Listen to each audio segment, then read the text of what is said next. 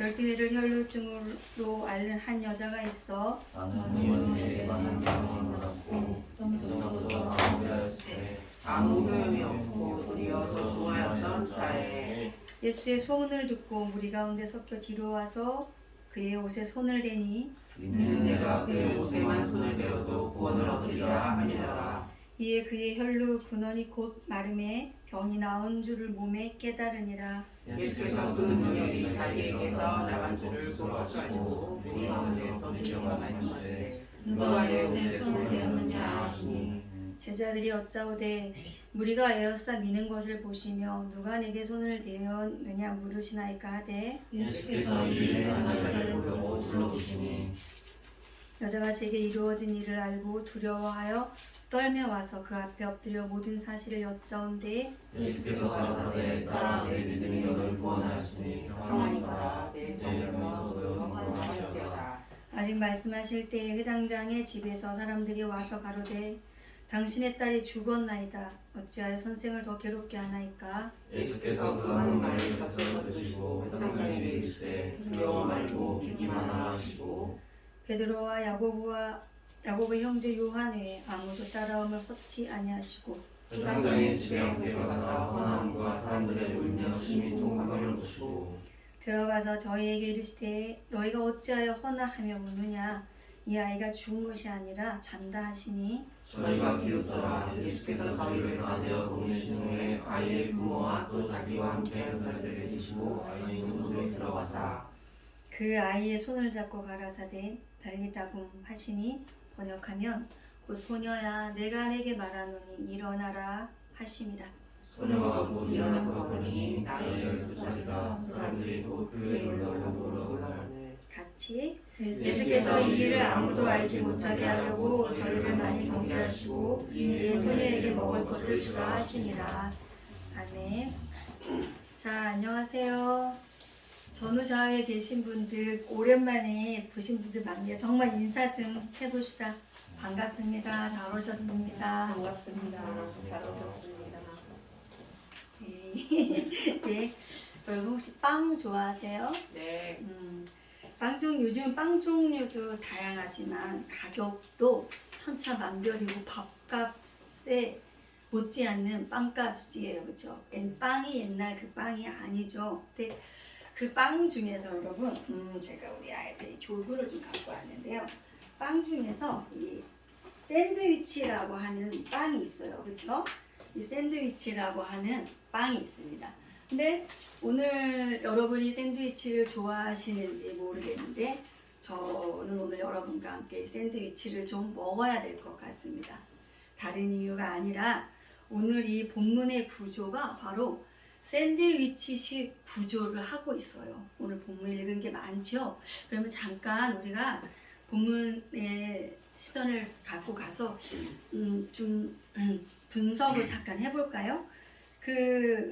위 샌드위치를 보게 되면 위아래 내용은 같지만 가운데가 다르잖아요. 오늘 본문이 그래요. 자, 맨 처음에 그러면 윗방에 해당하는 부분을 21절에서 어디까지 끊으면 될까요? 21절에서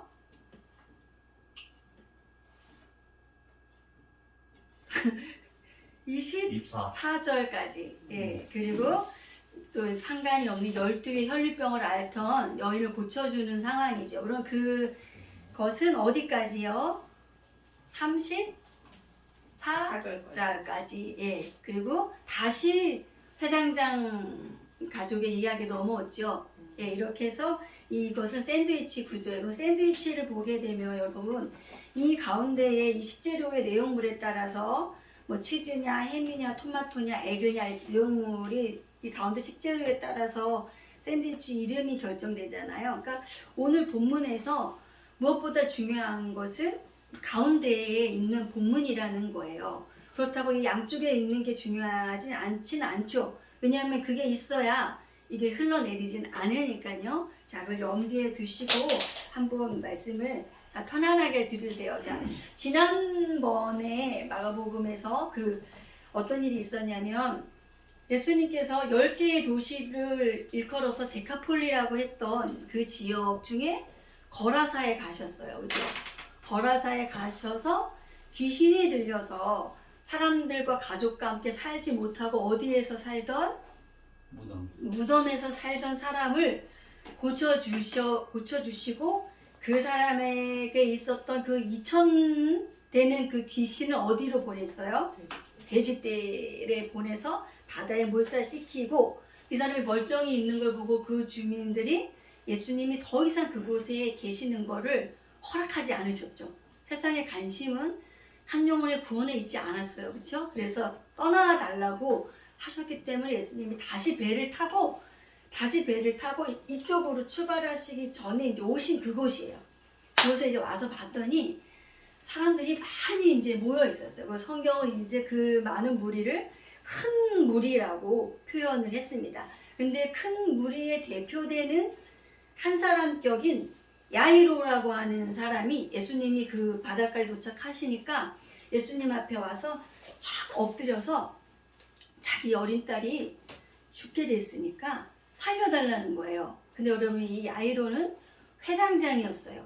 회당장은 회당을 관리하는 높은 사람인데 누가 오늘은 성경 봉독을 하는지 오늘의 기도는 누가 하는지 이렇게 예배가 원만히 진행될 수 있게 그거를 책임지는 사람이었고 그리고 이 회당장은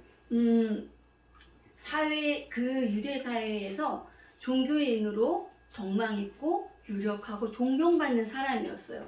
근데 여러분 우리가 마가복음 시작할 때 2장에서 예수님이 그 첫 기적을 행하실 때 그 첫 기적이 어디에 있었던 건지 혹시 기억나실까요? 마가복음 2장에서 안식일에 회당에서 귀신 들렸던 사람을 고쳐주시잖아요. 자, 그거는 뭘 상징한다 그랬어요? 당시에 이 회당은 이제 더 이상 유대 종교로서 회당의 역할을 감당하지 못했던 것을 보여주는 그림이었어요. 자, 오늘도 역시 똑같은 그림이에요. 회당장은 이 야이로라는 이름의 뜻은 내가 고친다. 뭐라고요? 내가 고친다라는 뜻을 이름의 뜻을 갖고 있는 이 회당장이 자신의 딸을 고치지 못해서 이 증명도 되지 않은 이 시골뜨기 청년 나사렛 예수 앞에 와서 발 앞에 엎드렸다는 거예요. 이것이 지금 이스라엘의 그러한 이 영적인 상황을 그 그림 언어로 보여주고 있는 것입니다. 예수께 와서 자기 딸을 고쳐달라고 이렇게 하는 거예요.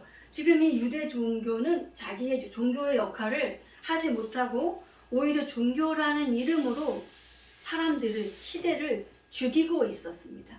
유대 종교가 생명력을 상실한 이 유대 종교의 현실을 지금 이 그림이 드러내고 있습니다. 자, 그럼 이제 이렇게 나와서 무릎 꿇은 장면이 이제 이 윗방에 해당하는 부분이에요. 자, 그래서 이제 내용 시점에 해당하는 부분이 이제 그 혈류병 여인 부분인데 보셔도 되고 저를 보셔도 돼요. 자, 성경에 기록된 대로라면 어떤 여자가 그 해당장이 예수님이 해당장과 함께 그럼 내가 야이로 너희 집에 가마 하고 이제 가는 길에 여자가 그 무리를 뚫고 와서 예수님의 옷자락을 만지고 그 만졌을 때 여자가 금방 깨달아요. 내 병이 나았다. 그리고 예수님도 능력이 나갔다. 아무도 모르는데 그 예수님이 가던 거를 멈추시고 누가 내 몸에 손을 댄 거야. 그 제자들이 무슨 말씀이세요 주님? 사람들이 지금 이렇게 많이 하는데 누가 지금 손을 댔다고 하십니까? 라면서 오히려 주님을 핀잔을 줘요. 제자들이. 근데 주님은 가던 걸음을 굳이 멈추시고 여자를 찾습니다. 근데 이 여자는 12해를 12년을 자 12라는 숫자 하니까 뭐가 생각나세요? 12제자 또 12지파. 네. 이 12는 이스라엘을 상징해요. 이스라엘을 상징하는 완전수예요. 12해를 이 병을 앓았다는 건 더 이상 여기서 더 아플 수도 없을 만큼 앓았다는 거예요. 그리고 보니까 여자가 이 병을 고치기 위해서 온갖 의원을 다 찾아다녔지만 오히려 더 심해졌고 돈은 돈대로 다 낭비하고 심해졌고 고통은 더해진 그런 상황. 근데 여러분 유대인 사회에서 유대인들이 멸시했던 세 부류의 사람들이 있었죠. 혹시 생각나실까요? 첫 번째는 사마리아. 여자, 또 이방인, 장애인. 네, 이 세 부류의 사람들을 지금은 아니에요. 지금은 그렇지 않아요. 근데 세 부류의 사람들을 너무나 경멸하고 재수 없어 했어요. 근데 여자 보세요, 여자. 응? 여자죠. 근데 거기에 또 이 12년 동안 병을 앓은 어떤 병이냐면 여러분, 자, 레위기 15장 25절에서 30절 빨리 좀 찾아보실까요? 레위기 15장 25절에서 30절.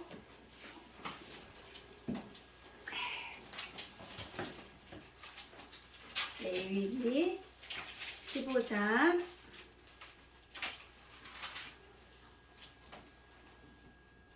160한 8부 쪽에 있어요. 25절에서 30절 찾으셨어요? 네. 그러면 우리 자매님들, 형제님들 교독 자매님들이 먼저 25절 읽어주세요. 시작. 여인의 피의 유출이 그 불결기 외에 있어서 여러 날이 간다든지 그 유출이 불결기를 지나든지 하면 그 부정을 유출하는 날 동안 그 불결한 때와 같이 부정한즉 무릇 그 유출이 있는 날 동안에 그의 눈은 침상한 그에게 불결한 때의 침상과 같고 무릇 그의 안전자리도 불부정함이 불결의 부정과 같으니 이런 것을 만지는 자는 무릇 부정한 즉 옷을 빨고 물로 몸을 씻을 것이며 저녁까지 부정할 것이며 그의 유출이 있으면 7일 후에야 정하리니 그는 제8일에 산비둘기 둘이나 집비둘기 새끼들을 자기를 위하여 취하여 회막문 앞에 제사장에게 가져올 것이요 제사장은 그 하나는 속죄제로 하나는 번제로 드려 유출로 부정한 여인을 위하여 여호와 앞에 속갈지니라.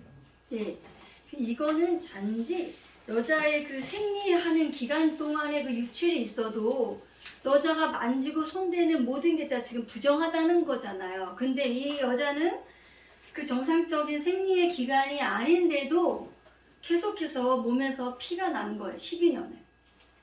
상상해 보세요. 거기다 여자였어요. 그러니까 이보다 더 고통과 아픔과 수치가 여기서 더 어떻게 내가 비참해질 수 있을까랄 정도의 비참하고 희망이 없는 상황이 이 여자의 상황. 그리고 이것이 지금 이스라엘의 영적인 상태였다는 거죠. 지금 이스라엘이 처한. 자, 우리도 조금 비슷한 경험을 코로나로 인해서 하지 않았어요?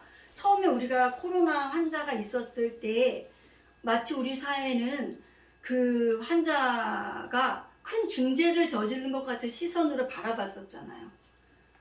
처음에는 현대판 마녀 사냥 같은 걸 비슷하게 솔직히 했었잖아요. 그죠? 근데 그래서 그 사람이 간 곳은 역학조사를 통해서 소독을 하고 며칠씩 막 문을 닫고 이러니까 내가 코로나라는 것을 알린다는 게 힘들었어요. 요것만 해도 그런데 그쵸? 우리 그런 경우 있었습니다. 자, 그런데 이 여자가 용기인지 미신인지 믿음이었는지는 모르겠는데 여자의 마음속에 내가 저분의 옷자락을 만지면 내가 날 것 같은 마음이 쑥 들어온 거야. 이 마음속에 그게 쑥 들어왔어요. 수많은 인파에 부딪혀서 밀려고 하는 상황에 이 놀라운 일이 일어나는데 딱 두 사람에게 일어난 거죠. 근데 그 여자가 주님께 손을 댔더한 그 순간 곧 자기가 깨달았죠. 자, 곧 바로 깨달았어요. 자, 보겠습니다. 자, 그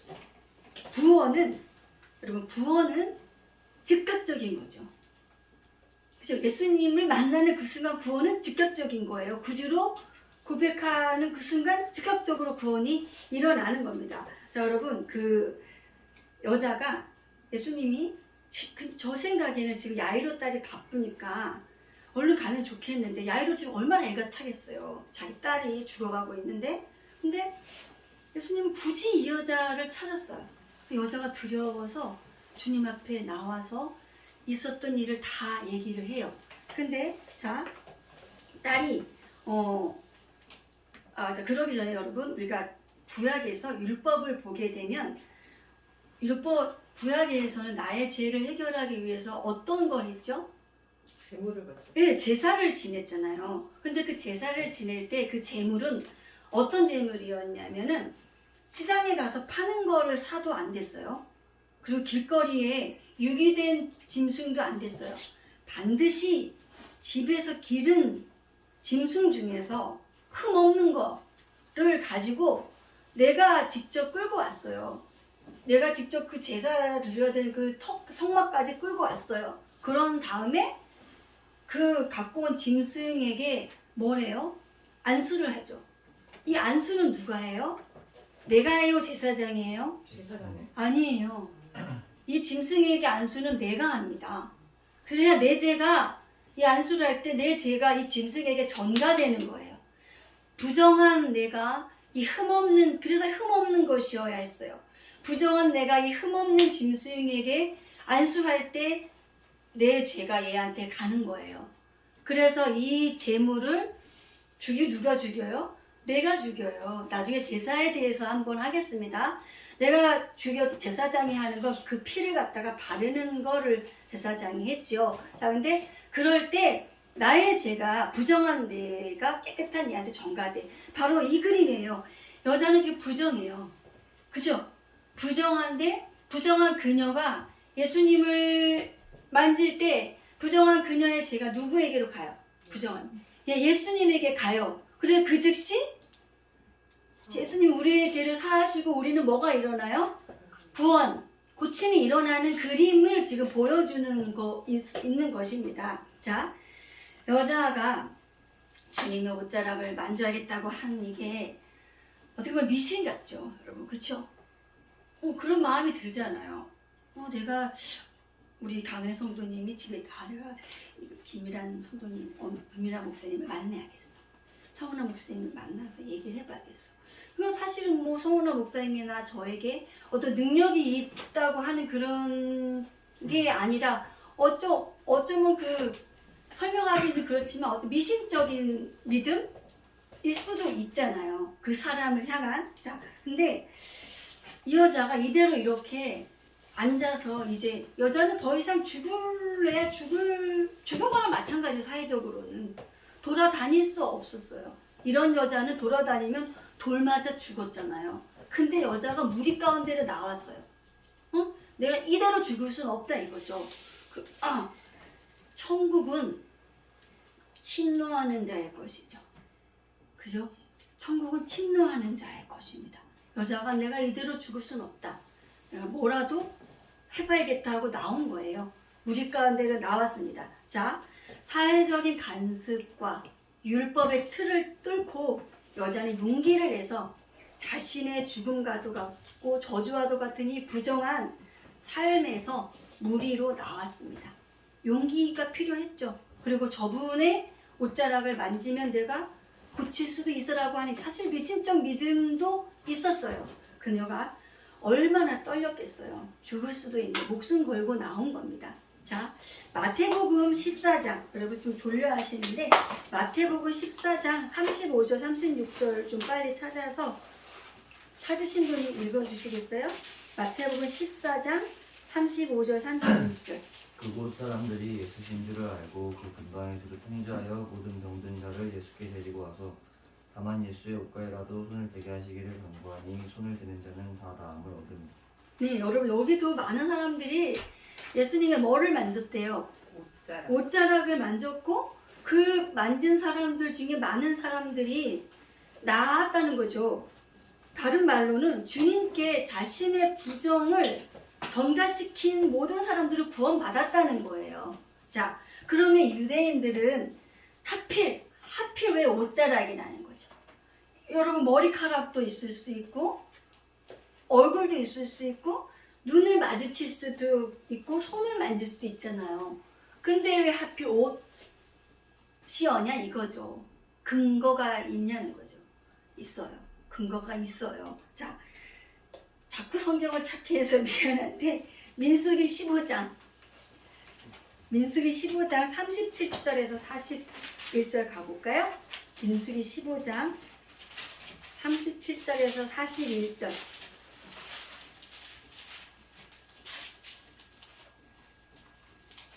찾으셨어요? 자, 이것도 우리 자매님들, 형제님들, 자매님들 먼저 37절 읽어주세요. 시작. 여호와께서 모세에게 일러 가라사대 이스라엘 자손에게 명하여 그들의 대대로 그 옷단 귀에 술을 만들고 청색끈에 그 귀에 술에 가하라. 이 술은 너희로 보고 여호와의 모든 계명을 기억하여 진행하고 너희로 방송케 하는 자기의 마음과 눈의 욕심을 쫓지 않게 하기 위함이라. 그리하면 너희가 나의 모든 계명을 기억하고 준행하여 너희의 하나님 앞에 거룩하리라. 나는 너희의 하나님이 되어 너희를 애굽 땅에서 인도하는 여호와 너희 하나님이라. 나는 여호와 너희 하나님이다. 아멘. 자, 바로 유대인에게 찌찌시라고 하는 옷단에 이런 겉옷에 매다는 술을 만들게 하신 명령인데요. 이거는 하나님께서 약속하신 그 언약을 그 술을 보면서 기억하라는 거예요. 이제 근데 왜 이런 사건이 있었냐 하면 바로 그 앞에 보면 우리가 읽은 본문 바로 앞에 보면 어떤 사건이 있냐면 안식일을 범한 사람에 대한 처벌 규정이 그 앞에 있었어요. 자, 여러분 이스라엘은 몇 년 동안 애굽에서 종살이를 했어요. 네, 430년 동안 애굽에서 종살이를 했어요. 그러면 430년이면 여러분 뼛속까지 영혼까지 모든 DNA가 다 뭐에 종의 세포예요. 그냥 모든 것이 그쵸? 그러면 종이라는 이 신분의 상태는 쉼이라는 게 있어요? 없어요? 없어요. 그래서 하나님께서 이들에게 쉼을 뭘로 명하셨어요? 계명으로 명하셨어요.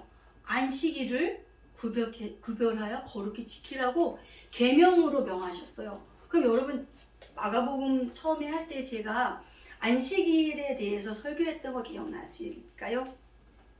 안 나셔도 돼요. 오늘 가셔서 그 동영상을 한번 다시 보시면 되는데 그 안식일을 구별하여 지키라고 한 이유가 두 가지가 있었어요.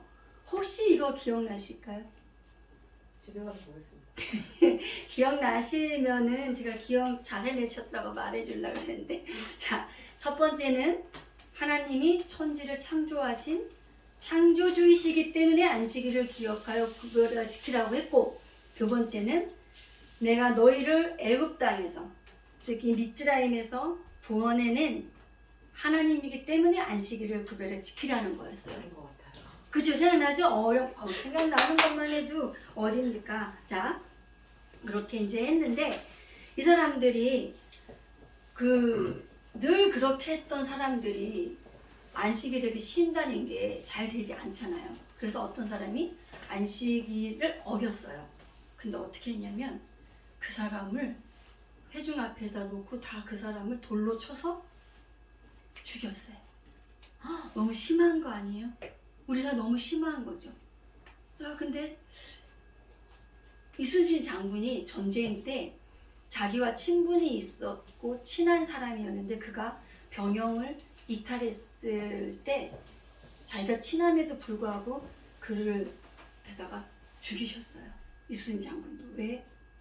그 한 사람의 불순종이 전체 군대의 군기를 사기를 깎아먹고 공동체를 오염시키기 때문에 본보기로 죽인 거죠. 자, 그렇게 해서 그를 안식일을 어긴 사람을 돌로 쳐서 이렇게 죽일 때 돌로 던지는 그 사람들의 마음속에는 뭐가 있었겠어요?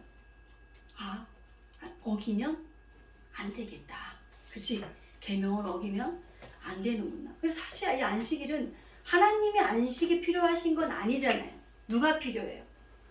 우리를 위해서 우리에게 그게 필요하기 때문에 우리뿐만이 아니라 모든 짐승들까지도 다 쉬게 했잖아요.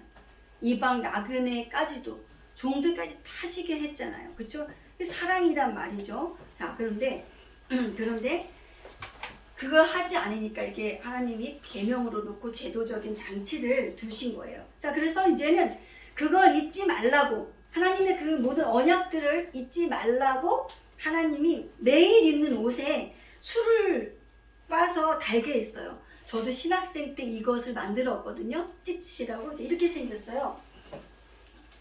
자, 요거를 좀 가져다가 한 책상에 하나씩 갖다 드리겠습니다. 한 책상에 하나씩 보시면은 될 것 같네요. 선생님 돌려주세요. 그림 세묶음이에요. 세묶음. 한 책상에 하나씩 5개일 거예요. 그죠? 네. 아, 그래. 보면 여기 유대의 바비 인형이 있죠, 여러분. 거기 요 끝에 술이 있잖아요. 요거 그리고 유대 남자 요 끝에 술. 이게 술이에요. 이 술은 바로 그러면 뭐예요? 하나님의 언약을 기억하라는 그 하나님 말씀이 사실 들어가 있는 걸 상징하는 거잖아요. 이 술은. 그쵸? 네. 그래서 그 유대인 남자라면 누구나 그렇게 했어요. 그리고 여러분 보시면 이 혈루병 걸린 여인이 만진 이 예수님의 옷도 그냥 그 바지가랭이는 예수님 시대 옷은 이제 도포 같은 거잖아요. 그런 걸 만지는 그림으로도 있는데 그거는 틀린 그림이에요. 이 술을 만진 거예요. 이 술을 만졌고, 자, 근데 놀랍게도 이런 옷술은 가족만이 만질 수가 있었어요. 유대인들도. 그래서 자, 예수님이 이 여인을 뭐라고 칭하냐면 예수님이 성경에 많은 치유의 은혜를 입은 여인들 중에 유일하게 이 여인에게 따라라고 하세요. 따라 네 믿음이 너를 구원했다. 따라 네가 이제 네 믿음이 그 병에서 고침을 받았다라고 선언을 해주시고 그것을 아까 우리가 용기인지 미신인지 믿음인지 헷갈렸던 그것을 주님은 뭐라고 하세요? 믿음이라고 인정해 주시는 거예요. 자, 여러분 우리도 처음에 출발할 때 미신적 형태의 내용을 하고 있을 수 있어요. 우리의 신앙도 당연하죠. 왜? 우리 약하니까요. 미신적 형태의 신앙을 하고 있을 수 있어요. 그런데 주님이 왜 이 여자를 찾으셨냐면 반드시 이 과정이 필요한 거예요. 뭐가 필요하냐면 자, 반드시 주님과 인격 대 인격으로 만남이 있어야 이게 믿음이 된다는 거죠. 미신적인 요소로 내가 교회에 나오고 내가 교회에 나와서 뭐 나의 사업이 잘 되고 내 자식이 잘 되고 하는 이런 것이 목적에 대해서 나왔을 수 있어요. 동기로서는 그럴 수 있어요. 그러나 그것이 믿음이 되진 않아요. 근데 거기서 어떤 역사가 일어나야 되냐면 주님이 만약에 여자를 만나지 않으셨다면 이 여자는 계속의 생각 속에 저 옷술이 나를 고쳤다라고 생각할 거예요. 근데 옷술이 고친 거예요? 아니잖아요. 그치 여러분? 주님과 인격 대 인격으로 이 만남을 통해서 여인의 그것은 주님이 믿음이라고 칭찬을 해주셨어요. 그치 여러분? 자, 그녀를 부르실 때 주님의 음성은 얼마나 따뜻하고 포근하고 부드러우셨을까요? 그쵸? 여자는 이 병으로 인해서 모든 것을 잃었어요. 그러나 이제 그녀는 이 병으로 인해서 주님의 가족, 주님의 딸이 되었어요. 주님 딸내미가 되었어요. 그녀의 상처와 아픔과 결핍과 그녀의 죽음과도 같은 그 현실이 주님의 딸이 되게 했어요. 자, 근데 이제 이게 본문의 그 우리 구원의 그림이라고 했죠. 그럼 이제 우리 그 밑에 빵 부분 큰일 났어요. 그러는 중에 지금 누가 가장 애가 타겠어요? 야이로 애가 타겠죠. 딸은 지금 죽어가고 있는 중에 근데 진짜 아닌 게 아니라 그러는 중에 집에서 전갈이 왔는데 딸이 죽었다고. 아까 예수님을 처음에 만났을 때는 죽어가고 있었어요. 근데 그 길에서 지체하는 중에 딸이 죽었다는 전갈이 온 거예요. 딸이. 근데 유대사회 공동체에는 이 회당이라는 성전이라는 틀을 만들어서 사람들을 시대를 죽이고 있었고 이제 딱 죽은 이 야이로 딸의 모습의 그림이에요. 죽었어요. 이제 비빌거리다가 죽었습니다. 자, 사람들의 갔더니 사람들의 소리만, 야이로의 집에는 사람들의 소리만 무성해요. 그때 사람이 죽으면 또 울어주는 호곡꾼들이 초대돼서 왔고, 돈이 있는 사람들은 그 호곡꾼을 돈 주고 샀어요. 그래서 많이 울어주는 사람이 많을수록 그 유명한 집인 거예요. 유력한 집인 거예요. 호곡꾼이 많을수록. 자, 그런데 예수님이 거기다 대고 얘가 죽은 게 아니라 잔다고 했어요. 잔다. 사람들이 비웃어요. 뭐야 저 청년, 죽은 것도 구별 못하고 자는 것도 구별 못해? 하고 비웃었어요. 사람들이. 자, 그런데 죽음은, 잔다는 건 여러분 무엇을 전제로 하나요? 깬다는 걸 전제로 하죠. 깬다는 걸. 성경에서 이 마가복음에서 나타난 모든 이 죽음을 대한 용어는 부활을 전제하고 있는 용어입니다. 성원한 목사님 설교하셨던 것처럼 이 죽음은 잠자는 상태입니다. 깨어남을 전제로 하는 거예요. 그럼 다시 그 본문에서 40절, 마가복음 5장 40절 읽어보실까요? 여러분이 40절. 저희가 비웃더라. 예수께서 저희를 다 내어 보내신 후에 아이의 부모와 또 자기와 함께한 자들을 데리시고 아이는 이제 되었다. 네, 자, 사람들을 다 보내시고 몇 명만, 그 야이로 부부와 베드로, 야고보, 요한, 이 세 명의 제자들과만 데리고 그 방으로 들어가셨어요. 자, 그런데 여러분, 예수님은 사실 아까 처음에 그 바닷가에서 만났을 때도 원격으로도 고칠 수 있잖아요. 그래요, 안 그래요? 예수님이 원격으로도 야이로 딸을 안 봐도 고칠 수 있잖아요. 근데 그렇지 않으시고 굳이 이렇게 야이로를 따라서 야이로 집에를 오신 거예요. 뭔 이유가 있으시겠죠. 자, 그러고 나서서 보니까 42절을 보니까 41절 보니까 그 아이의 손을 잡고, 그러니까 말씀으로 천지를 창조하신 그 하나님이신 예수님께서 말로 일어나 해도 될 텐데 굳이 손을 잡고, 손을 잡고 말씀하시되 달리다굼 하시면서 소녀를 일으켜 세우셨어요. 자, 여러분이 달리다굼을 번역하면 뒤에 뭐라고 했대요? 뒤에 읽어보세요. 번역이 나와 있어요. 소녀야 내가 네게 말하노니 일어나라 하시니라. 네, 자, 죽어가고 있던 또 죽은 이 이스라엘에게 하나님의 권능이 손대어지기 시작한 걸 보여주는 그림이에요. 주님이 손대시면 살아요. 주님의 손이 닿으면 살아요. 자, 여러분 혹시 생각나시는지 모르겠지만 과부가 하나밖에 없던 외아들이 죽었죠. 성경에서 과부의 외아들이 죽어서 그 장례 행렬, 그 아들을 담은 관이 장례 행렬이 이렇게 나가고 있는데 주님은 마을로 들어오고 계셨어요. 그때 정통 유대인인 예수께서 해서는 안 될 행동을 하나 하셔요. 죽음이 관에 손을 대시고 청년아 일어나라 하셨어요. 그때 죽은 청년 아이가 일어나서 어머니 과부의 품에 안겨요. 주님이 손 대시면 일어나는 거예요. 그 부정한 죽음에 주님이 손 대시면 생명이 살아나는 거예요. 주님의 손이 닿으면. 자, 그래서 이제 이 아이를 보고 주님이 달리다굼 하셨어요.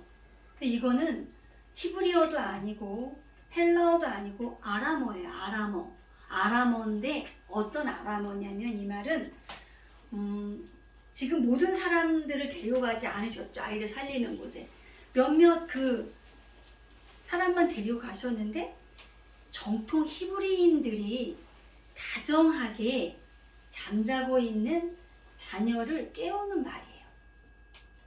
달리다굼! 이런 게 아니라 따라 달리다굼 이러는 거죠. 저처럼 손주야 일어나 이불을 팍 걷으면서 일어나 붕댕이를 치면서 지금 몇 시냐 깡가 이런 게 아니고 달리다곰 이렇게 부드럽게 이야기하시는 거예요. 아주 사랑스러운 목소리로.